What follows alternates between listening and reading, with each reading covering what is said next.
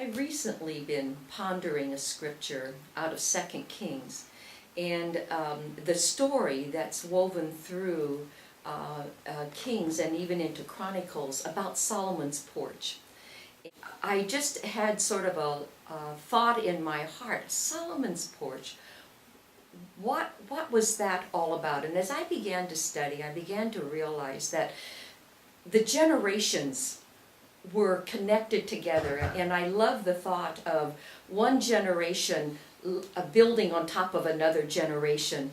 And in Solomon's porch, what really happened was David, the father, King David, he was a warrior and he was a worshiper. That was the call of God upon his life. God gave him a plan for a temple, but David never got it built because he was a warrior and he was a worshiper. And it wasn't his call, it wasn't his assignment to build the temple. And David told him, he said, I want you to build the temple, son. And so that became the assignment that was upon Solomon's life. Solomon was so different from his father. His father, a warrior and a worshiper. Now Solomon is a son who is a peacekeeper, a peacemaker, and he's also considered a great man of wisdom. And if you read the story of King Solomon, he really truly was such a wise man, and he knew exactly how to get that temple built. He knew he had the plan, so he went about building the temple. He knew what men to call, what tribes to call and come together to have the temple built at that particular time. But what happened after the temple was built, and King Solomon was faithful to get it built in a timely manner because he knew how to manage and organize people so well. But what took place is he not only built the temple, but on the front of the temple, he built a porch. So when you think about the temple, you think of the Holy of Holies, then you think of the sanctuary, the place that's a little bit more social in its activities, and then we have the porch. And so when Babylon came and took over the land, they destroyed the temple, but they left the porch standing. They left the porch standing, historians say, because the porch was so massive. Even though it wasn't that large, it was still grand in its look. But another interesting thing about the temple, when Solomon built it, not only did he build the Holy of Holies and the inner place and the porch, but he also put 2 pillars on the front of the porch that stood alone. And those 2 pillars were called Boaz and Yakin. And those 2 words meant in his strength, and it also meant he shall establish. And so they were the witnesses. Those 2 pillars became the witnesses. I thought, isn't that something like us? That we walk in his strength, and we, by God, shall be established in the land. But what took place is, because those were made of bronze, the Babylonians took the pillars down, and they ground up the bronze and they sent it back to Babylon to be reused in another way. But you know what? The porch remained. And what I love about the porch is, not only did the porch remain, but it remained to the days when Jesus was living. And when you read the stories of Jesus and how the people he went in to teach, oftentimes he went to Solomon's porch to teach. It's where the courts of law were established. The courts would meet there. It was the place where healings took place. It was a gathering place during that time. And so it was the place actually where the blind man who was blind from birth was healed in that place. It was also the place where after Pentecost, remember Pentecost, when the flames and the tongues of fire were there, and the excitement that came over that whole land, what happened guess where they went to talk about it? They went to Solomon's porch to talk about it. It was a gathering place. It was a place where things were happening. It was a social place. And I began to think about what was happening in our lives today. And the Solomon's porch, the Lord said, JoAnne, I'm looking for Solomon's porch today. Where is your porch? And I began to think about society in my lifetime as I have seen my life changed and seen society change over the generations. And I thought about my own personal porch and the days when I was a little girl in the Midwest. And what would take place in the Midwest is Mother and Dad, we always had a porch. And during the summer, we always had our windows open, and we always had a swing and rockers on our porch.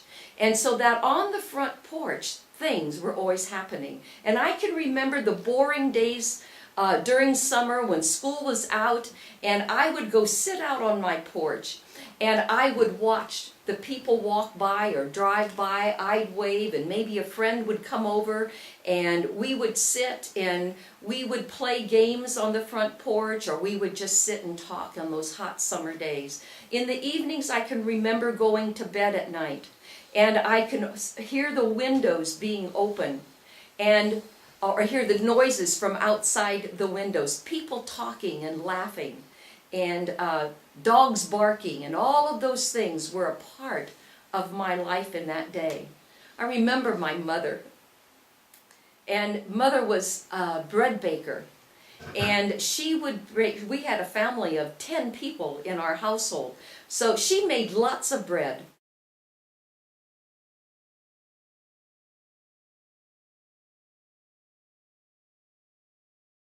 And the custom was, or the tradition was with Mom, when the last loaf of bread came out of the oven, that loaf came out on the front porch.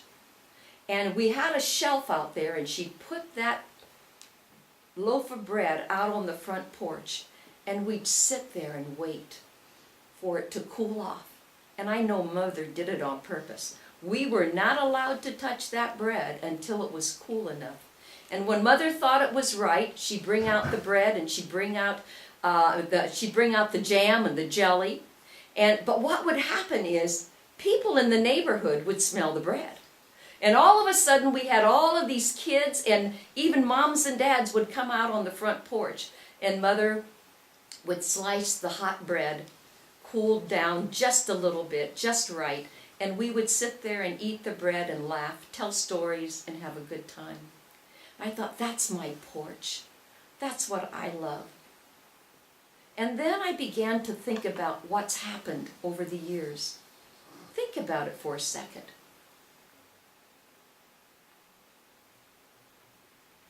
The war came.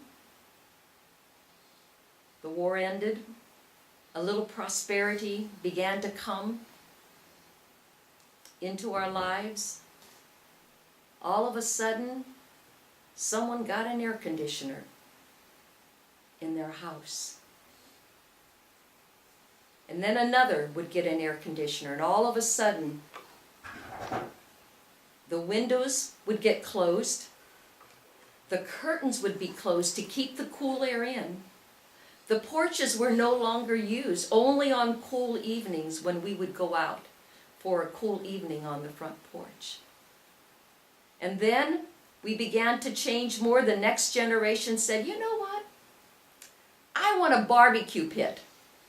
And so they began to build patios in the backyard. Not in the front yard, but in the backyard. They'd build a patio. And then, oh my, well, I want more privacy. And all of a sudden we began to have not only barbecues and patios in the backyard, but now the fences would go out in the backyard. What happened to our society?